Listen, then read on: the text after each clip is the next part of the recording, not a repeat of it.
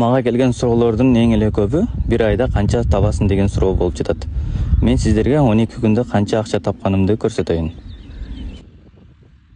Жалпысынан айтканда 12 күндө 1407 фунт иштегем. Андан мага чиста калганы 1081.96 пенс калган. Эмне үчүн кемигендерин айтып берейин сиздерге. Такс деп коет, таксты кайтарып алсаңыз болот. Бул кайта турган акча. Андан такска 88 кармаган, андан кийин 163 фунт жашаган жерге кармаган, караванга. Андан страхование 73.91. Мына ушулардын баардыгын кармагандан кийин жалпысынан айтканда 1081 фунт мага таза айлык түшкөн картама.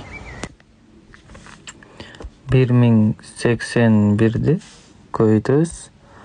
Азыркы учурдагы курс 115тен болуп жатат. 124.315 сом 2 жумада иштепмин. 12 күндө 124.000 сом табуу оңой болгон жок достор. Күнүнө 10 саат иштеп 25-30 чакырым жөө эңкейип жүрүү негизинен кыйын эле. Бирок ар бир кыйынчылыктын артында жакшы акча бар. Мекендешим, жүрөкчөнү басып, ушул видеону бөлүшүп коюңуз.